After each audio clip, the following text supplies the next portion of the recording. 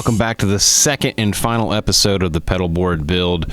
We're going to wrap this thing up with assembly and wiring. So that's what we're going to start with right now, just getting this thing put together. With the last episode, you saw us wrap up, at least getting all the pieces and parts finished up and ready for final assembly. We did the inlay on the front lip and basically got all the pieces ready to put together. So what we're doing now is we're doing just that. I'm going to start with the outside frame, and I'm going to put that in clamps and let that kind of go. I didn't have enough clamps that were long enough, so I had to piece two clamps together to make that span for the longer part, which is easy enough. So now I have this frame put together. At that point, it's time to kind of make sure everything is square. Then I think at this point, once I determine that it's square, I'm going to clean up all the excess glue before I start putting the slats on, just because it's going to be easier to get that done. So now you see me setting up and fine-tuning the center support for the pedal board. And I'm still not quite happy with the fitment of the sliding dovetail, so what I'm doing is I'm taking some cedar cigar box veneer and super gluing that on and sanding it back just to tighten the joint up just a little bit more.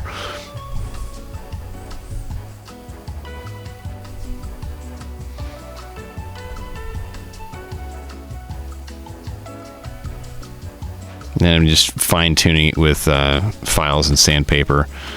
And now that it's super tight and I have to pound it in with a hammer and a block, I feel like that's probably as tight as I need it to be. So I'm going to remove that at this point. So now that I'm happy with the fitment, I'm going to just double check, make sure nothing moved, and reinstall the slats just loosely, check for square. And then I'm going to take it all apart and start the final bit of gluing up, starting with the center section, the center support here. Ooh, I just realized I have not yet shaped the cable management for that center support, so that's what I'm going to do now. Flip it back into drill press mode, and what I'm doing, I'm just going to do 4 descending hole sizes. Just keep it super simple. So I've got enough Forstner bits to make those holes. And like I said, a descending size. And I think that'll look pretty cool, even though nobody's going to see it. So just like any Forstner bit, I'm going to do 90% of the hole in from one side, and then to prevent tear out, I'm going to flip it over and use that little center point pilot to realign it from the back side and finish out the hole. Now I've got all 4 holes drilled, I'm just going to kind of clean up the edges with some files by hand and kind of round over so there's no sharp edges for the cables to come in contact with. A little bit of final sanding. And I'm just making sure I've gotten all the saw marks out from the rabbets, just so I have a nice tight gluing surface for the slats. And again, any sanding that I can do before I install the slats is going to make the final sanding just that much easier. So now it's time to use my patented glue spreader, aka my finger, and start putting this thing together once and for all.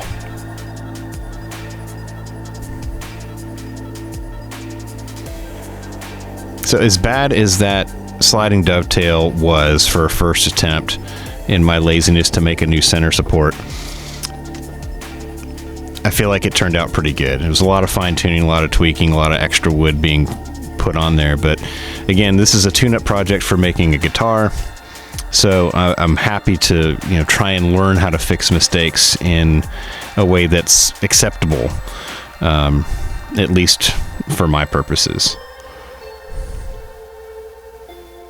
So now I get all the slats glued in place. It's time to figure out my clamping strategy, because it's not an even surface. There are angles here, and I want to apply clamping pressure to every single point of contact. So that means the center support as well as the 2 ends. So each slat will get its own individual clamp on the ends, and then I'm using these I forgot what these kind of clamps are called, but I love those older clamps, older screw clamps, because you can do weird angles like that.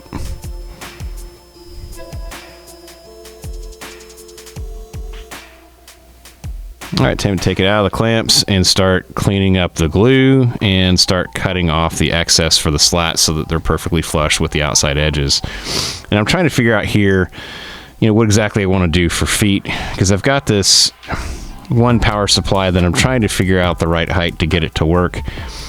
But at the end of the day, I just don't like how thick this power supply is. I don't want it to be showing from the front of the pedal board from the audience's perspective. And I don't want to have to put feet on this that are too tall to make it, not have it have a streamlined look to it. So I end up having to order up another power supply, which you'll see toward the end of the video. So what was a scrap wood project is quickly turned into an expensive project, because at this point I've invested too much time and energy into making what I think to be a really cool pedal board to not have it realize the final vision that's in my head. And that's how building projects like this get you into trouble. So I trimmed off all of the excess edges from the slats, got them flushed, sanding everything up now. And I'm trying to, while I'm sanding, I'm trying to figure out what I'm going to do for the feet, because I don't want to use rubber feet. I think this looks dumb and ruins the aesthetic. Here I'm rubbing a little bit of naphtha just to kind of get an idea of what the color is going to be under finish.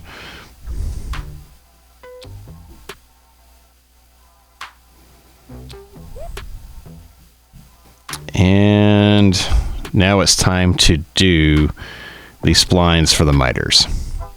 So I think this is the actual very first time I've had to use this jig. I think I practiced on one other piece just to dial it in. But yeah, this is the first real practical application of this splining jig that came with this Facebook Marketplace router and table. And oddly enough, that router jig is like $100 if you go straight to Rockler. But after having used it in this project and a couple subsequent ones, it's worth it.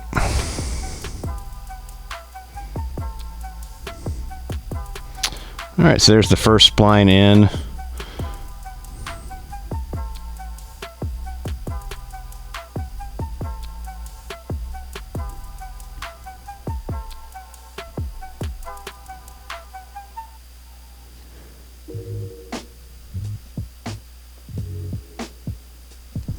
And my technique wasn't perfect, so each one of these splines has to kind of be hand fitted to the slot that I routed.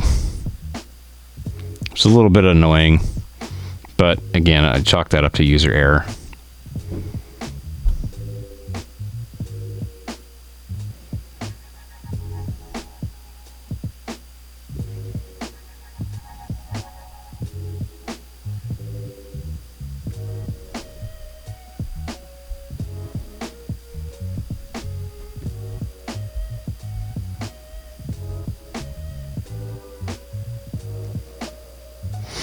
And now I finally made a decision on what to do for the feet. So I'm going to cut some right angle feet out of some single piece Sapele offcuts.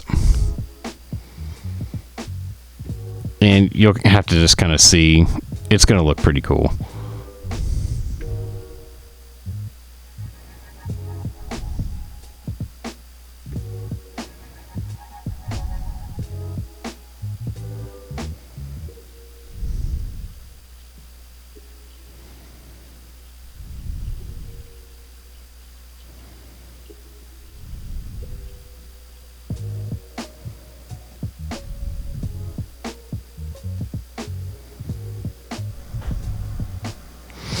So that's not the final shape. Don't get freaked out.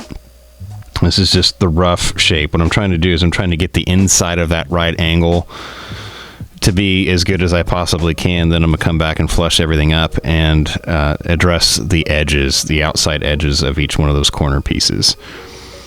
So here I am kind of taking some measurements, seeing where I want everything to land, and then kind of transferring those measurements over to the actual pieces. Then I make some nice right angle cuts to get rid of those weird angles, which could have been cool, but it wasn't the look I was after.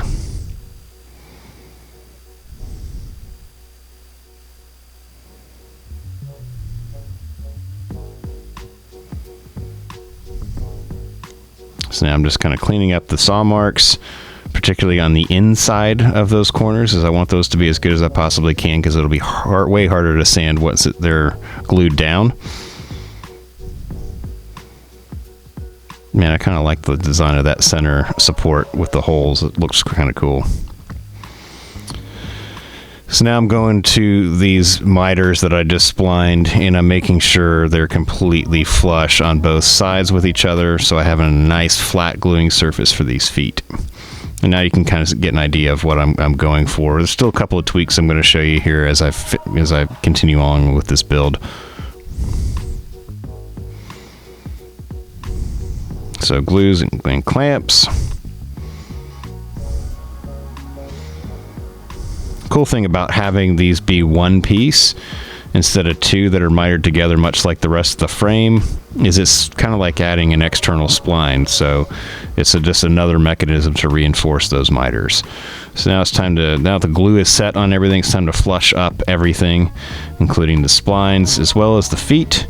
So lots of nice hand sawing with my super cheap Harbor Freight, let's call it a Chinese pull saw instead of a Japanese pull saw, because that's probably where it was made.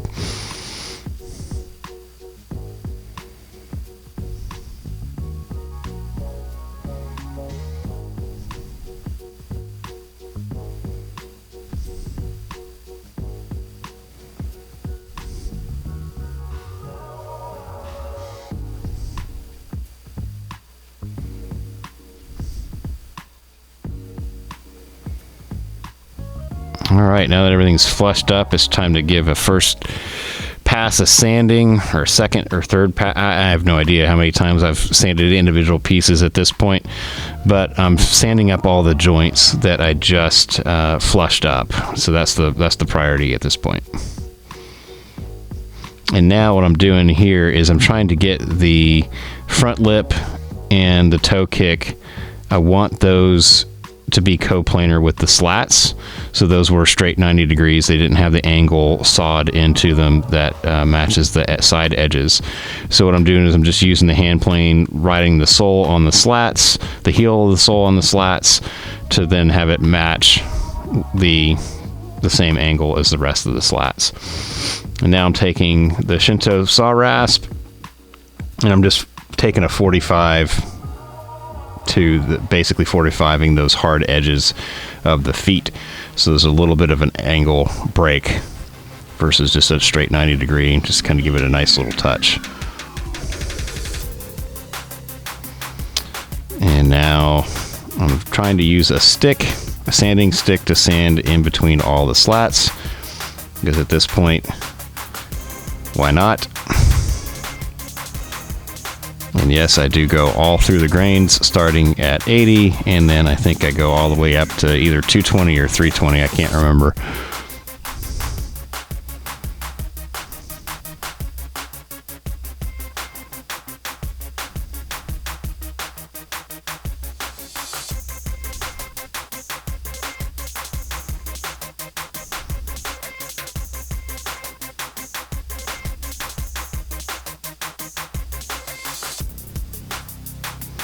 And I will admit, up to this point, this is probably one of the coolest things that I've made. Yeah, there's a couple mistakes in here, and a couple that I could have fixed but chose not to, that I still stare at every time I use the pedal board. My eyes immediately go to it, and that was intentional. I wanted to leave a fix, a problem that only I would probably notice, that I knew my eyes are going to go to every time, because that will help me when I go to build an actual instrument, to not round those corners, to go the extra mile and fix those little tiny inconsistencies that are going to bug you a year or two down the line. Because again, at this point, I'm just building things for myself, not for other people yet. So I'm just trying to do the best that I can do, just to see what I'm capable of, and learning each new project out, which is fun.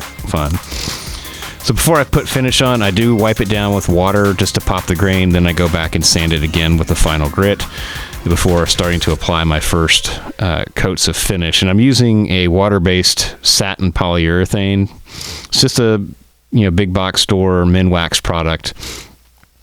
But I'm going to slather it up with, I think I ended up doing 4 or 5 coats in the end, sanding in between coats.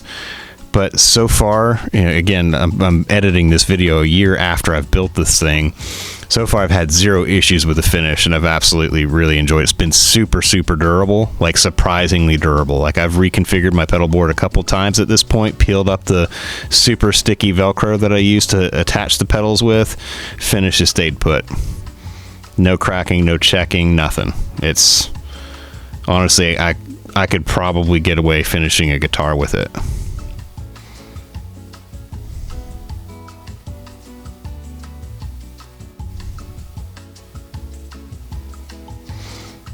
So here I am, just sanding in between coats lightly. Just trying to make sure that I fill the grain in and not burn through with my sanding burning through just to bare wood, just leveling everything out, get rid of some of the brush strokes.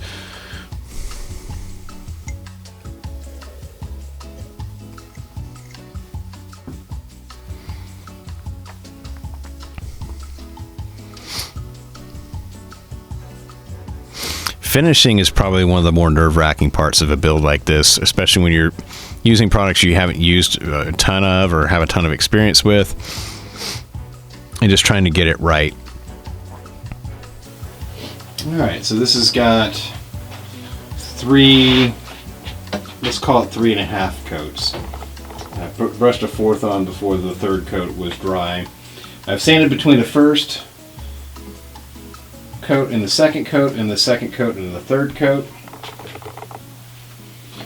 So I'm going to do one more light sanding pass and probably just one more coat. I'm thinking 4 solid coats should be plenty well protected. Again, this is a satin finish water-based polyurethane that I'm using. Really quick drying. It's almost too quick drying, really. I'm going to let this dry overnight before I do any more. And the reason being is I just wanted to set up a little bit before I do the final coat and cure a little bit. But I like the sheen. I think this is just about right.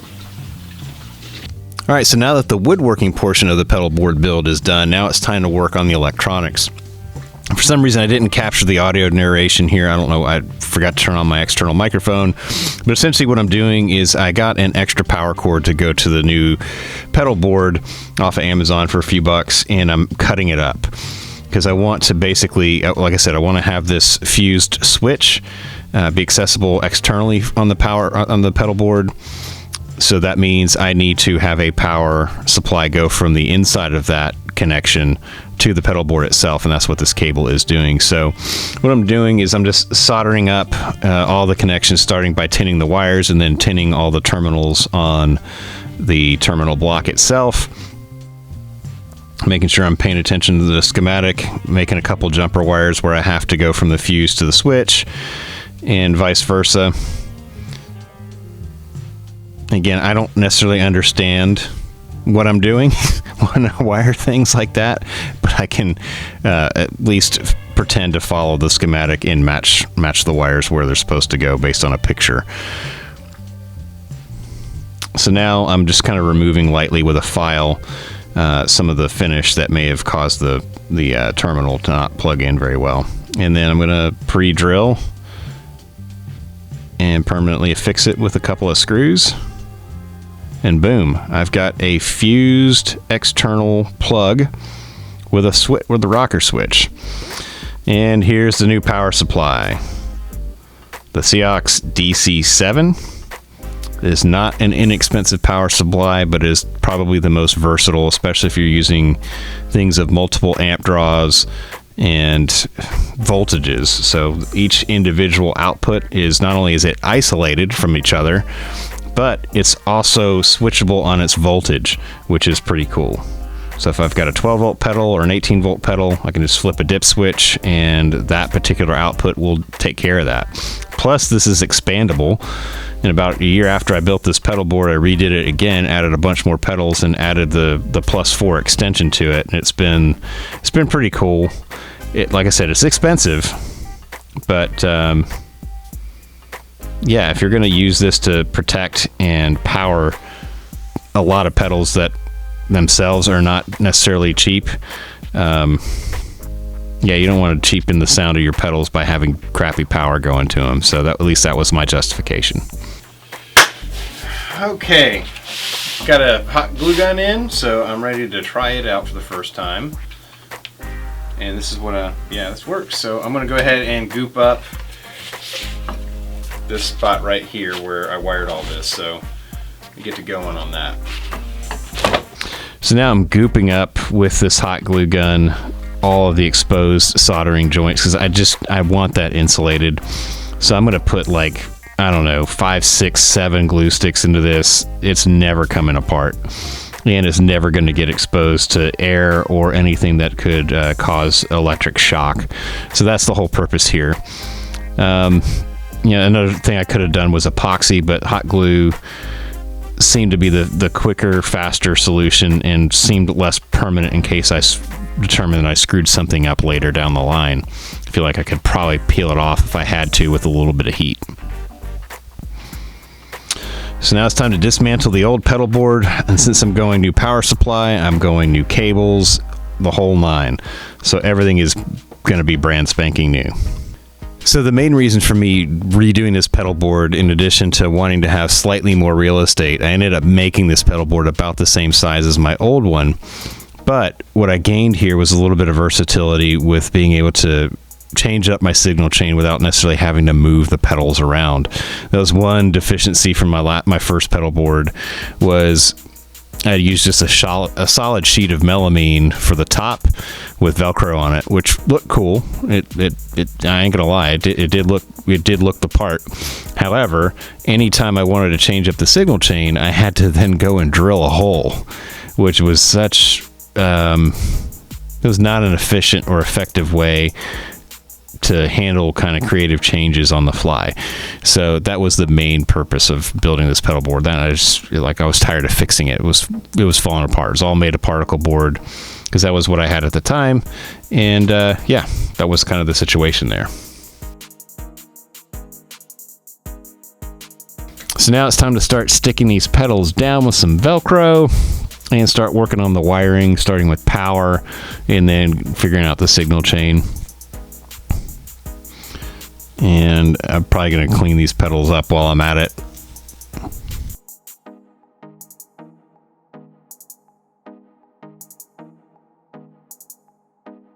Tell you what, that Boss unit that I just stuck down, I'm regretting, like, fast forward a year, being on a mission to remove that from my pedal board.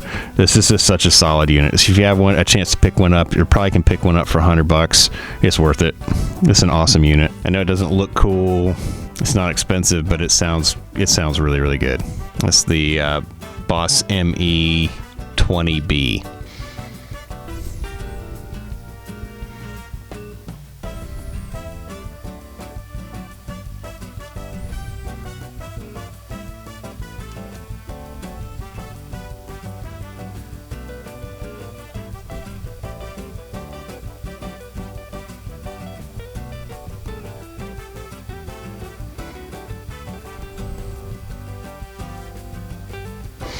Now, I'm not making custom power cables here, otherwise I would have all power follow one stretch of highway as far as routing goes, and have all audio follow another stretch of highway as far as audio goes, but I'm using pre-made cables. I'm using the EBS flat cables with the lightning bolts on the right angles. I just like those. Those are super reliable. They're sealed, and there's no oxygen can get to any of the solder joints because they are sealed the way that they are. And I don't know. I'm not a pro musician, so I don't necessarily need to wire it crazy detailed like that. This is more than good enough. In over a year, taking this out, gigging it at church every other weekend, I've not had a single issue with it yet.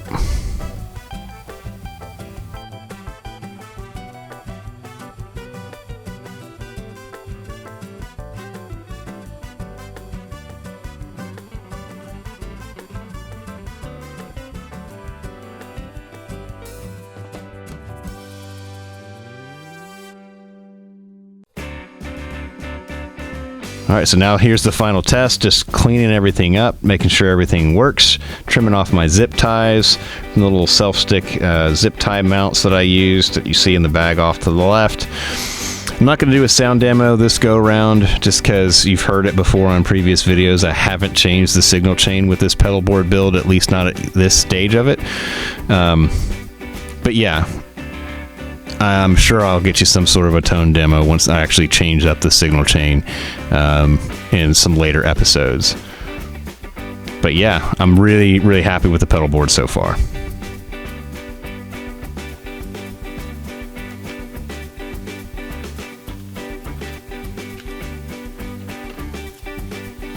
Alright, I think I'm pretty happy with this for now.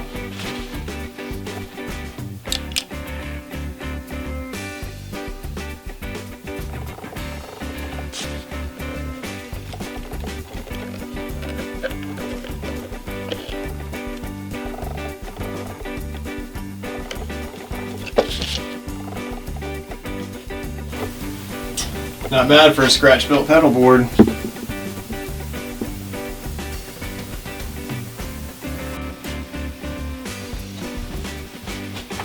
Oh hey, what's up?